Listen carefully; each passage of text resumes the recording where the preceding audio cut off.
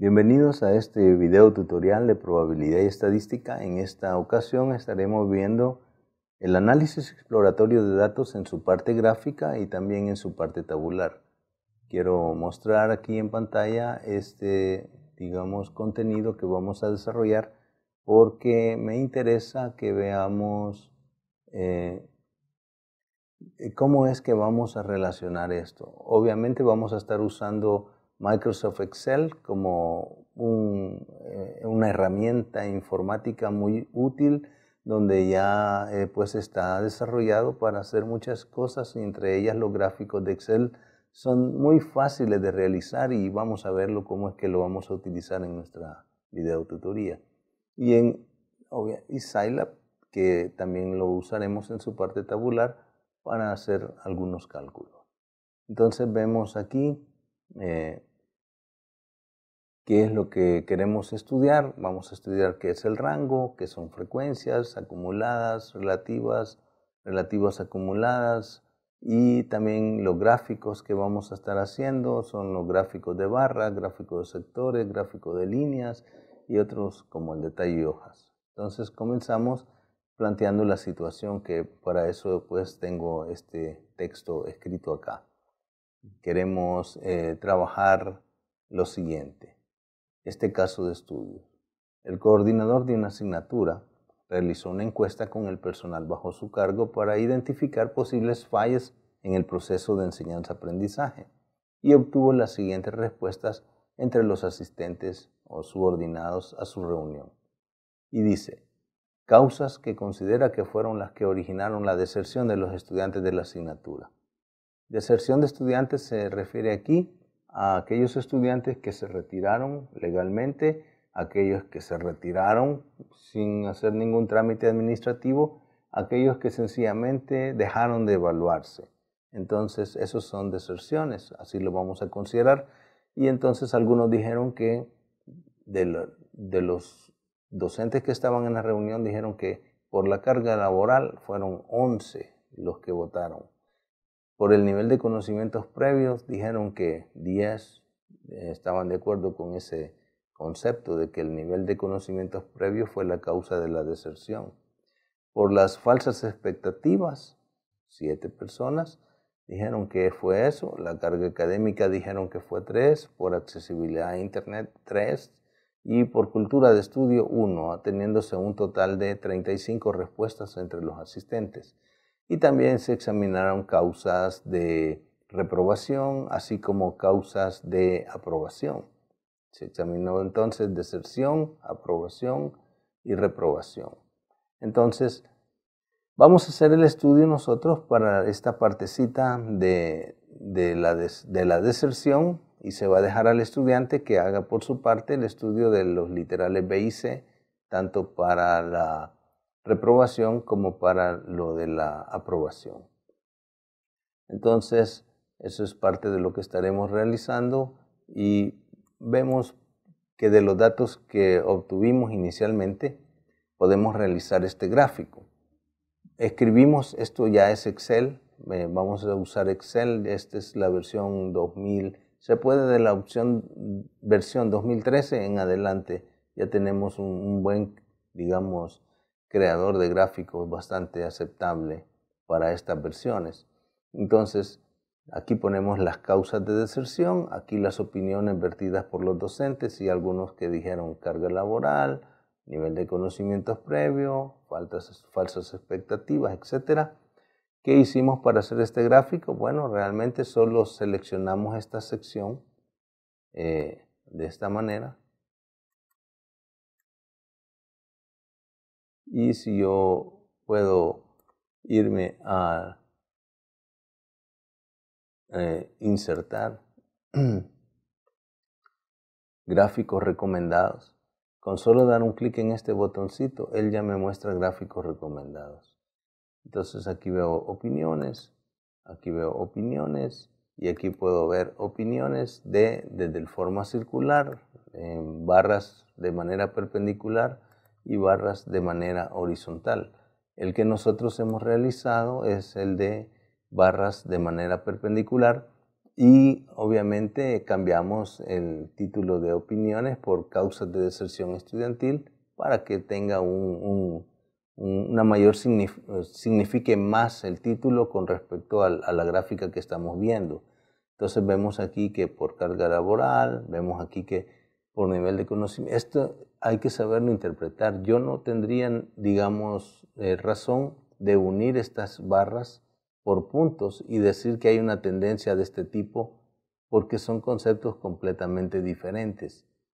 No hay una relación directa entre carga laboral, nivel de conocimientos o falsas expectativas. Todas estas son opiniones diferentes unas de otras y estos son los rangos o las frecuencias de dichas opiniones. Yo puedo verlas directamente acá. Entonces resulta muy fácil que hagamos eso de esta manera. Entonces ahí tenemos ya el gráfico de barras. El siguiente tipo de gráfico es el gráfico circular. Lo vimos anteriormente en la selección que hicimos de los datos y al querer hacer los gráficos recomendados, cuando seleccionamos los datos junto con las opiniones y venimos aquí, aparece de manera sencilla el gráfico y pues es lo que me interesó.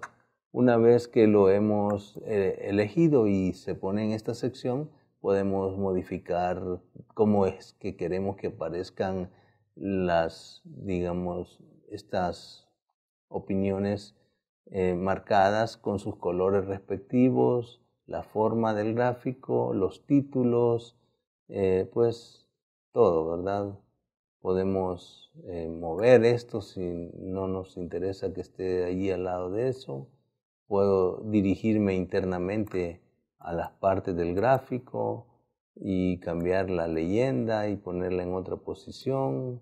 Puedo cambiar los colores, puedo hacer muchas cosas relacionadas al gráfico.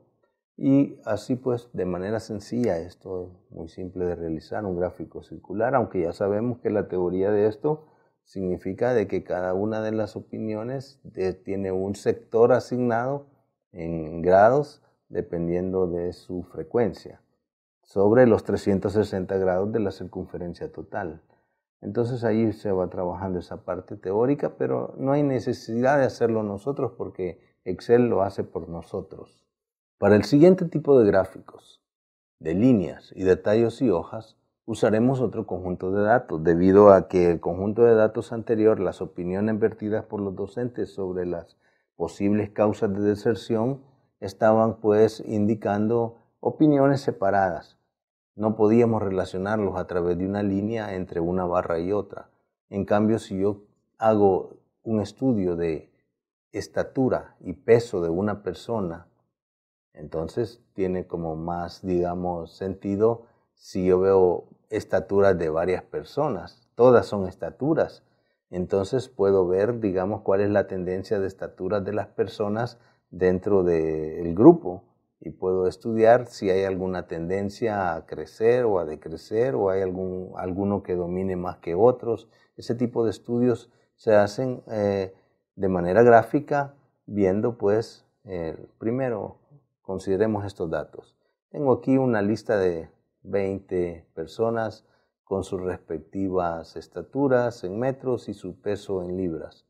Entonces podemos analizar esto y ver cómo es su gráfico. Puedo ver el gráfico de los pesos. Aquí hay digamos, una imagen de barras de los pesos.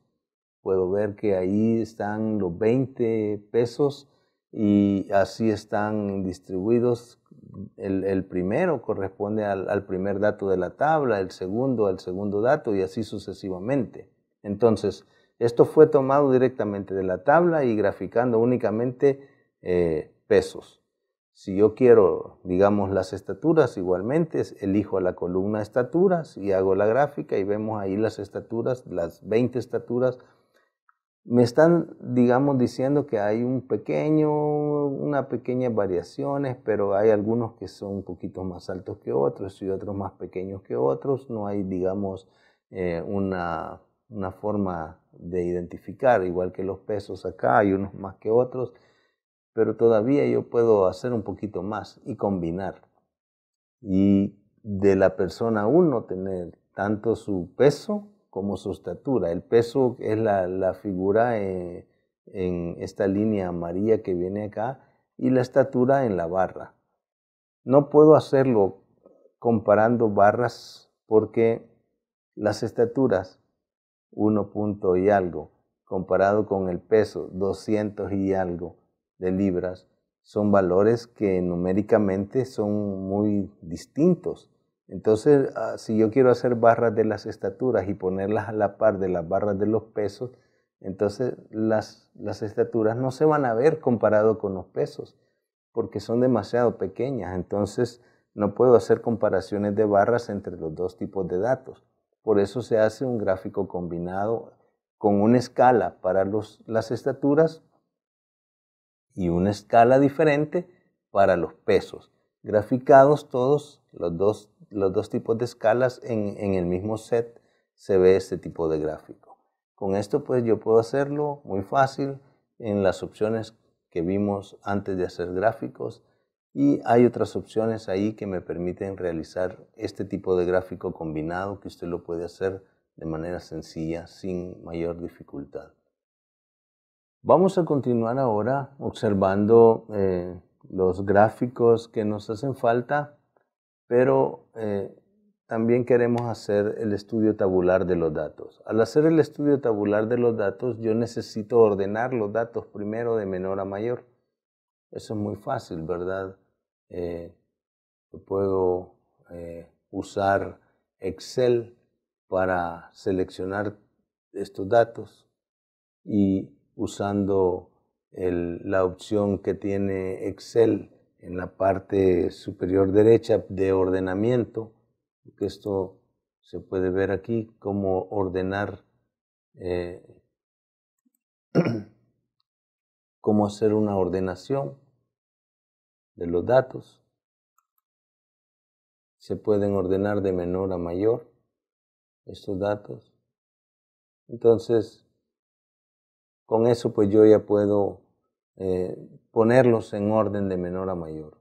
Y eso es lo que teníamos allá en la ventana que estoy usando en este momento, que es de Word. Y eso es lo que vamos a hacer. Ya tengo ordenados los datos y ya puedo ver aquí la tendencia del dato menor al dato mayor. Yo puedo ver que hay unos datos que van en forma creciente y veo aquí que se refiere prácticamente a las mujeres. Las primeras 6 que aparecen aquí son datos de mujeres y los restos son datos de hombres. Entonces yo veo aquí una tendencia de que las mujeres son más chiquitas que los hombres en este gráfico para este grupo de personas. No quiere decir que en general todas las mujeres son más chiquitas que los hombres. Ya hemos visto que hay mujeres que son muy grandes, muy altas, mucho más que los hombres.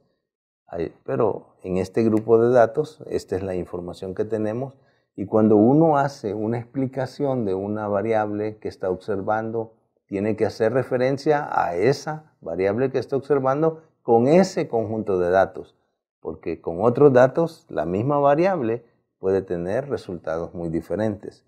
Entonces esto hay que tomarlo siempre en consideración cuando uno esté haciendo un análisis o explicando la existencia de una relación basada en datos de una variable. Luego que tenemos arreglados los datos, los distribuimos en clases. Uno debe decir cuántas clases. Se recuerdan que con el hisplot que yo decía, hacer los gráficos en Scilab, yo decía hacer 10 clases. Bueno, 10 clases. ¿Por qué no hacer 6? ¿Por qué no hacer 3? ¿Por qué no hacer 5? ¿Por qué no hacer 7?